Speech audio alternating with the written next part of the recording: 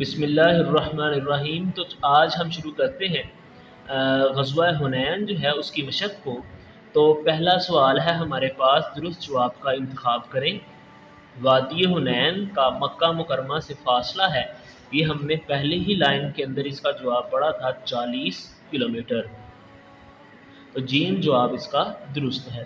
دوسرا سوال ہے وادی حنین میں آباد سے، اس کا سوال کا جواب بھی جو ہے وہ ہم نے پہلی لائن میں ہی پڑھا تھا، بنو ہوازن اور بنو ثقیف۔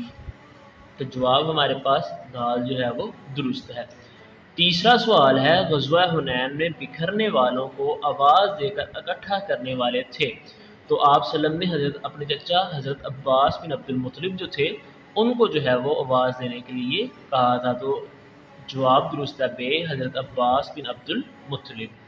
چوتھا ہے جی، غزوہ حنین کے موقع پر نبی کریم خاتم النبیین صلی اللہ علیہ وآلہ وسلم نے کفار مکہ پر پھینکی، تو یہ معجزہ تھا آپ صلی اللہ علیہ وسلم کا کہ آپ نے کیا پھینکی تھی؟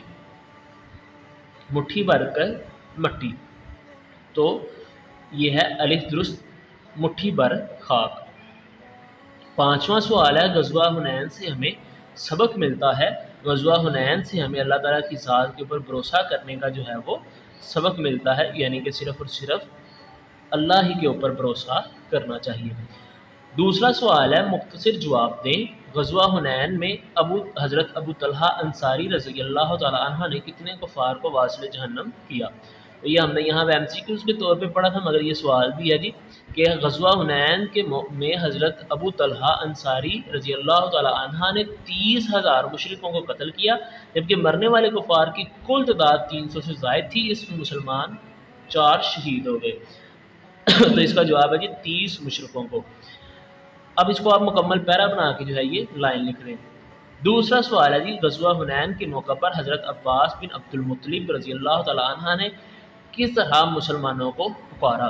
نبی کریم صلی اللہ علیہ وسلم نے اپنے چچا کو جب فرمایا کہ ان کو پکارے تو انہوں نے پکارا، تو انہوں نے بلند آواز میں تو آپ یہاں لکھیں گے حضرت عباس نے مجاہدین کو پکارا اور کہا بیت رضوان والو کہاں ہو؟ یہ سن کر تمام مسلمان واپس مڑے۔ بیت رضوان والو کہاں ہو یہ کہہ کے پکارا۔ اب اس کو مکمل جواب دینے کے لیے آپ اس کو بے شک یہاں سے لکھ لیں، یہاں سے اس کا حضرت عباس کا نام لگا کے یہاں سے آپ اس کو لکھ لیں۔ اگلا سوال ہے جی ہمارے پاس، غزوہ حنین کے موقع پر نبی کریم خاتم النبیین صلی اللہ علیہ وسلم نے مسلمانوں میں حوصلہ پیدا کرنے کے لیے کیا ارشاد فرمایا؟ تو یہ آپ صلی اللہ علیہ وسلم نے جو ہے وہ ان کے اندر مسلمانوں کے اندر حوصلہ پیدا کرنے کے لیے در ذیل جو ہے وہ کلمات ادا کیے تھے آپ صلی اللہ علیہ وسلم کی بہادری کے لیے۔ آگے ہے جی، قرآن مجید میں کن 2 غزوات کا ذکر ہوا ہے؟ یہ ہے جی ہمارے پاس غزوہ حنین اور غزوہ بدر جو ہیں ان کا نام قرآن مجید میں آیا ہے۔ اگلا جی، غزوہ حنین میں سے مسلمانوں کو کیا مال غنیمت حاصل ہوا؟ مسلمانوں کو مال غنیمت جو حاصل ہوا وہ یہاں پہ ہم نے لکھا تھا جی کہ غزوہ حنین میں اہل اسلام کو بے شمار مال غنیمت حاصل ہوا، جس کے اندر ہم نے یہ ساری چیزیں بیان فرمائی تھی کہ مال غنیمت میں 6,000 جنگی قیدی تھے، 24,000 اونٹ تھے، 40,000 بکریاں تھیں اور 4,000 اوقیہ چاندی جو تھی وہ شامل تھی۔ تفصیل میں جواب دیں گے، غزوہ حنین میں نبی کریم خاتم النبیین نے کس طرح شجاعت اور استقامت کا مظاہرہ فرمایا؟ وضاحت کریں۔ تو اس سوال کا جو جواب ہے وہ آپ یہاں سے شروع کر لیں، بے شک نہیں تو یہاں سے جو ہے وہ اس کو آپ شروع کریں۔